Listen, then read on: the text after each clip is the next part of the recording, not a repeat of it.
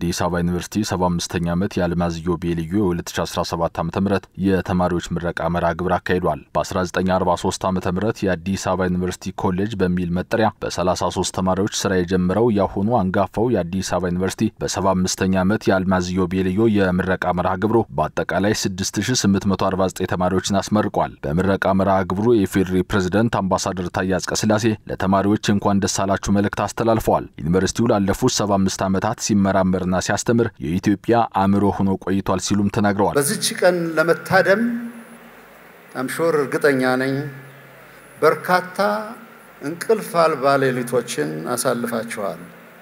ብርቱ የአእምሮ ፈተናዎችን አልፋችሁ ይህን ክብር በመጎናጸፋችሁ እንኳን ደስ ያላችሁ። አዲስ አበባ ዩኒቨርሲቲ በአገራችን የህይወት ዑደት ወይም ላይፍ ሳይክል ሲሰላ አንጋፋ ነው ሊባል ይቻላል።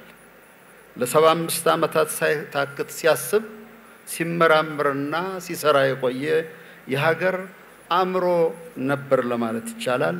አሁንም ነው።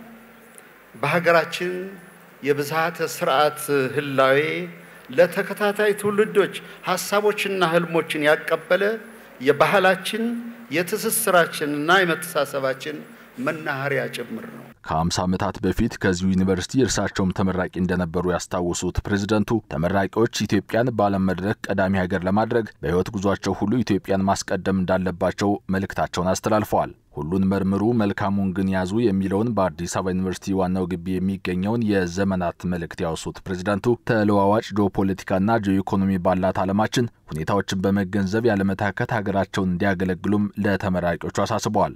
ዓለምን አንብቡ፣ ተረዱ፣ ነገር ግን በኢትዮጵያ አይን ተርጉሙት።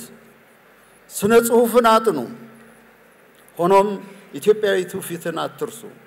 ስለ ኢኮኖሚ እድገት ተጠበቡ፣ ነገር ግን ለሀገራችን እድገት የሚኖር ማህበራዊ ጥሪትና አቅም ተገንዘቡ።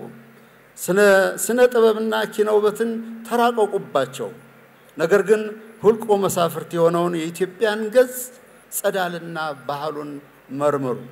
በሕክምና ሳይንስ ተራቀቁ፣ ሆኖም አገር በቀል የፈውስ ምስጢራትን መርምሩ።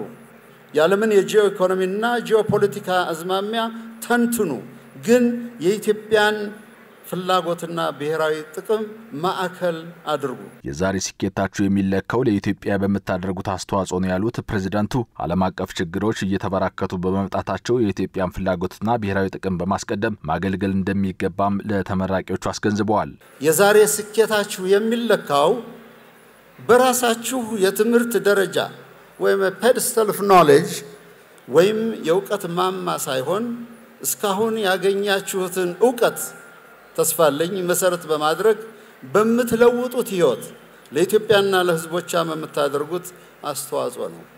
ስለዚህ ይህ ህይወት የሚሰጣችሁን እድል በብልህነት ያዙት። የሚያጋጥሟችሁን ፈታኝ ሁኔታዎች በጥበብ በትጋት ተወጧቸው። የአዲስ አበባ ዩኒቨርሲቲ ተጠባባቂ ፕሬዝዳንት ዶክተር ሳሙኤል ክፍሌ በበኩላቸው አዲስ አበባ ዩኒቨርሲቲ የልቀት ማዕከልነቱን ለማስጠበቅና ወደ ላቀ ደረጃ ለማሸጋገር ተማሪዎችን የሚያግዙና የመምህራንን ብቃት ከፍ የሚያደርጉ እርምጃዎችን በመውሰድ ላይ እንደሚገኝ አብራርተዋል። ዩኒቨርሲቲው የጀመረው የራስ ገዝ አስተዳደርነት የአካዳሚ ነጻነቱን እየመለሰለት እንደሚገኝ የገለጹት ተጠባባቂ ፕሬዝዳንቱ በተለያዩ ጥናትና ምርምሮች የልቀት ማዕከልነቱን አጠናክሮ እያስቀጠለ እንደሚገኝም ጠቅሰዋል። አዲስ አበባ ዩኒቨርሲቲ የልቀት ማዕከልነቱን ለማስጠበቅና ለማላቅ የተማሪዎችን ስኬት የሚያግዙ የመምህራኖቻችንን ብቃት ከፍ የሚያደርጉ እርምጃዎች በመውሰድ ላይ ይገኛል። እንደ ወትሮ ሁሉ አዲስ አበባ ዩኒቨርሲቲ የአካዳሚክ ልቀትነት የምናልመው ብቻ ሳይሆን ዛሬም የምንኖረው መሆኑን ተማሪዎቻችንና ምሩቃኖቻችን ምስክሮች ናቸው። በዩኒቨርሲቲ ቆይታቸው የላቀ ውጤት ላስመዘገቡ ተማሪዎች እውቅናና ሽልማትም ተበርክቶላቸዋል። ተመራቂዎችም በሚችሉት ሁሉ ሀገራቸውን ለማገልገል ቁርጠኞች መሆናቸውን ለኤኤምኤን አስተያየታቸውን ሰጥተዋል። የራሳችንን የግላችንን አንዲት ጠጠር መደገፍ ከቻልን ሀገር ይቆማል፣ ጋኑ ይቆማል ብዬ አስባለሁና በግሌ በሙያዬ ይሄን አደርጋለሁ። ሌሎችም በተመረቁበት ሙያ ይሄን ማድረግ አለባቸው ብዬ አስባለሁ። በዚህ በተለዋዋጭ ጊዜ የተለያየ አስተሳሰብ የተለያየ ቴክኖሎጂ በሚፈጠርበት ጊዜ የተሻለ ነገር ይዞ መቅረብ እንደ ተመራቂ እንደ ኃላፊነት ነው የሰጡን። ጥሩ እይታ ነው እኛም እንቀበለዋለን ራሳችንን ቻሌንጅ የምናደርግበት ይሆናል ብዬ አስባለሁ የተማርነውንና የሰራንበትን ሪሰርች ወደ ተግባር ማውረድና ማህበረሰባችንን የሚጠቅም መሬት ላይ የሚታይ ነገር ለመስራት አስባለሁ በምረቃ መርሃ ግብሩ የትምህርት ሚኒስቴር ሚኒስትርና የአዲስ አበባ ዩኒቨርሲቲ ቻንስለር ፕሮፌሰር ብርሃኑ ነጋ የኢፌዴሪ ጠቅላይ ፍርድ ቤት ፕሬዝዳንት ቴዎድሮስ ምህረት የጠቅላይ ሚኒስትሩ የምስራቅ አፍሪካ ጉዳዮች አማካሪ ሚኒስትር አቶ ጌታቸው ረዳ የአዲስ አበባ ዩኒቨርሲቲ ቦርድ ሰብሳቢና የኢትዮ ቴሌኮም ዋና ስራ አስፈጻሚ ፍሬህይወት ታምሩና ሌሎች ከፍተኛ የመንግስት የሥራ ኃላፊዎች የተመራቂ ወላጆችና ጥሪ የተደረገላቸው እንግዶች ተገኝተዋል። ደስ አላችሁ እንኳን አደረሳችሁ